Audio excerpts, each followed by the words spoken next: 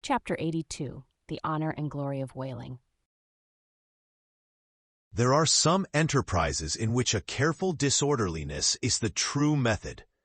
The more I dive into this matter of whaling, and push my researches up to the very springhead of it, so much the more am I impressed with its great honorableness and antiquity, and especially when I find so many great demigods and heroes, prophets of all sorts, who one way or other have shed distinction upon it.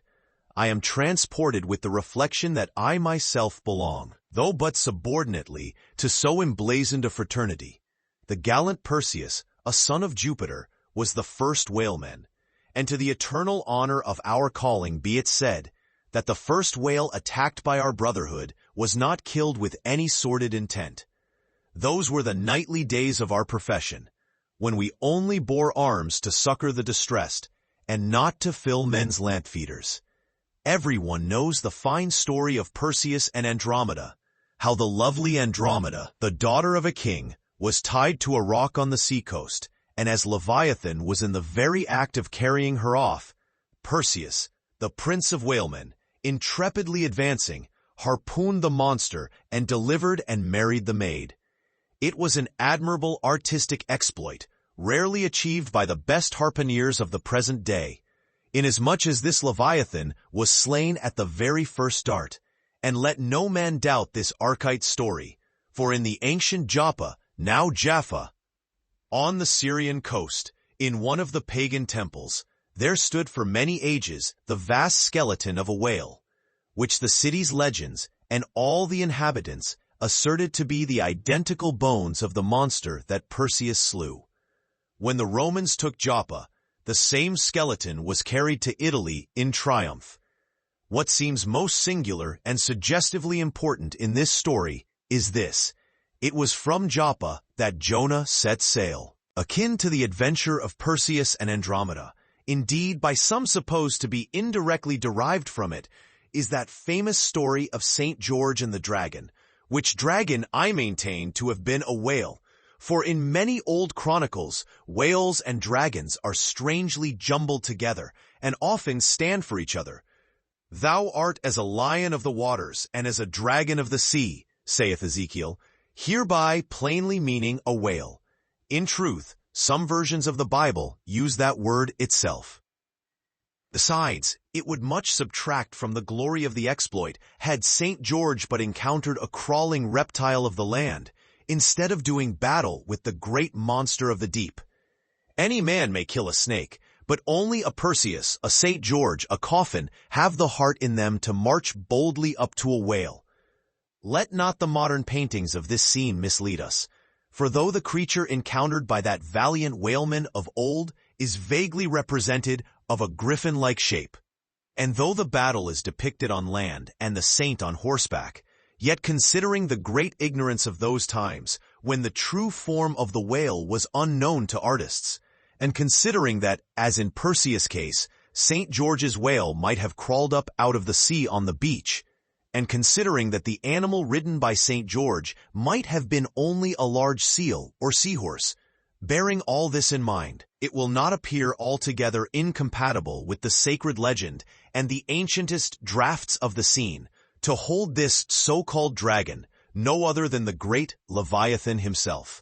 In fact, placed before the strict and piercing truth, this whole story will fare like that fish, flesh, and fowl idol of the Philistines, Dagon by name, who being planted before the ark of Israel, his horse's head and both the palms of his hands fell off from him, and only the stump or fishy part of him remained.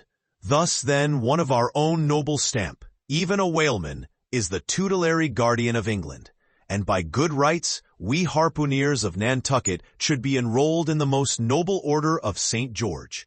And therefore, let not the knights of that honorable company, none of whom, I venture to say, have ever had to do with a whale like their great patron, let them never eye a Nantucketer with disdain, since even in our woolen frocks and tarred trousers we are much better entitled to St. George's decoration than they.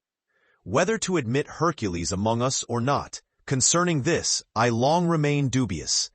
For though, according to the Greek mythologies, That antique Crockett and Kit Carson, that brawny doer of rejoicing good deeds, was swallowed down and thrown up by a whale. Still, whether that strictly makes a whaleman of him, that might be mooted. It nowhere appears that he ever actually harpooned his fish, unless, indeed, from the inside.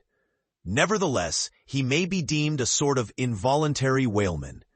At any rate, the whale caught him, if he did not the whale.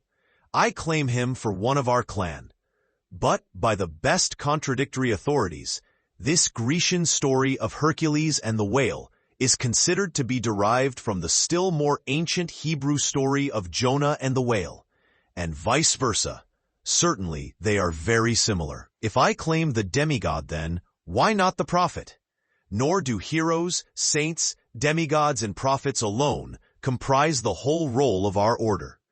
Our Grand Master is still to be named, for, like royal kings of old times, we find the headwaters of our fraternity in nothing short of the great gods themselves. That wondrous oriental story is now to be rehearsed from the Shastra, which gives us the dread Vishnu, one of the three persons in the Godhead of the Hindus, gives us this divine Vishnu himself for our Lord, Vishnu, who by the first of his 10 earthly incarnations has forever set apart and sanctified the whale. When Brahma, or the god of gods, saith the Shastra, resolved to recreate the world after one of its periodical dissolutions, he gave birth to Vishnu to preside over the work. But the Vedas, or mystical books, whose perusal would seem to have been indispensable to Vishnu before beginning the creation, and which therefore must have contained something in the shape of practical hints to young architects. These Vedas were lying at the bottom of the waters, so Vishnu became incarnate in a whale, and sounding down in him to the uttermost depths, rescued the sacred volumes. Was not this Vishnu a whaleman then? Even as a man who rides a horse is called a horseman? Perseus, St. George, Hercules, Jonah, and Vishnu. There's a member roll for you. What club but the whaleman's can head off like that?